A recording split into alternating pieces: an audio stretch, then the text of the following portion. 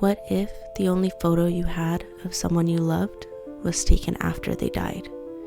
In the 1800s, families sometimes posed their deceased loved ones for one final portrait, a way to remember, to mourn, and to say goodbye. But there was always something slightly off. The stillness, the softness, the absence of breath. Others looked hauntingly lifelike. These were not images of horror, they were acts of remembrance. This is the story of how we once photographed the dead, and why we stopped. Welcome to the Lost Chapter. Life in the 1800s was often brutal and short. Diseases like typhoid, diphtheria, and tuberculosis ravaged communities. In some places, nearly half of all children didn't live past the age of 5. Amid this world of constant grief, a new technology emerged: photography. The daguerreotype, introduced in 1839, was the first widely available photographic process. Photographs took time. Sometimes minutes of stillness were required to capture a single image, but for many families it was worth it. Hiring a photographer was often a once-in-a-lifetime event, and when death came, that single photograph could be the only image ever taken of a loved one. In that space between grief and memory, postmortem photography was born. Postmortem photography became a deeply meaningful custom in the 19th century, a way to preserve the presence of someone lost too soon. Contrary to popular belief, the dead were not posed standing up using metal braces. Those upright stands were actually for the living, used to help people stay still during long exposures. The deceased, who lacked muscle tension, couldn't be positioned that way. Similarly, the idea that photographers routinely painted eyes onto eyelids or propped them open was a large myth. In most portraits, the eyes remained gently closed, a symbol of eternal sleep. Photographers often arranged the bodies with great care, laid on a bed or in a favorite chair, surrounded by flowers, religious tokens, or personal items. Sometimes living relatives were included in the frame, a final fragile family portrait frozen in time. These photos weren't intended to shock, they were meant to comfort. They were tender, respectful, and full of symbolism, a last effort to hold on. To understand these images, we must understand how the Victorians approached mourning. Grief wasn't hidden, it was worn, ritualized, and respected.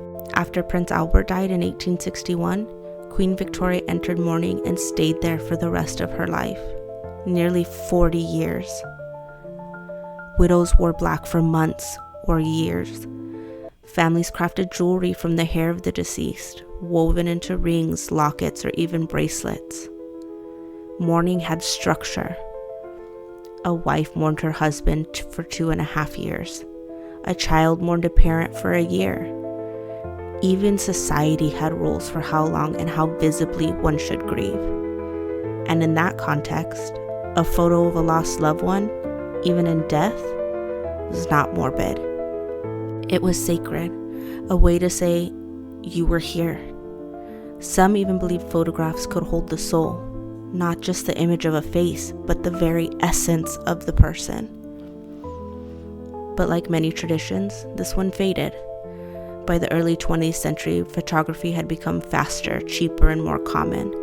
Families were now able to capture their loved ones in life, birthdays, holidays, everyday moments. Then came the devastation of World War I. The sheer scale of death in trenches and hospitals on foreign soil was overwhelming.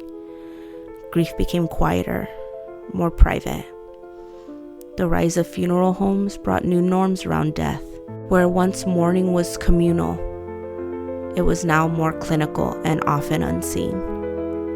Postmortem photography, once a tender ritual, gradually disappeared. Today, these photographs resurface online, in archives, on blogs and forums.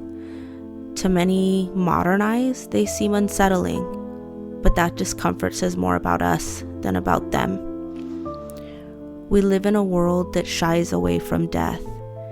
We grieve in silence, we avoid the topic entirely. The Victorians, they confronted it. They mourned out loud. And in these beautiful images, they found a way to hold on, if only for a moment longer.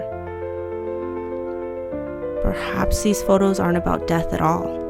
Maybe they're about love, raw, painful, and unwilling to let go. History isn't always found in battles or grand speeches. Sometimes it's a small portrait tucked in a drawer, a faded image, a still moment, a quiet goodbye. Victorian death photography is one of those forgotten chapters, unnerving, poetic, and deeply human.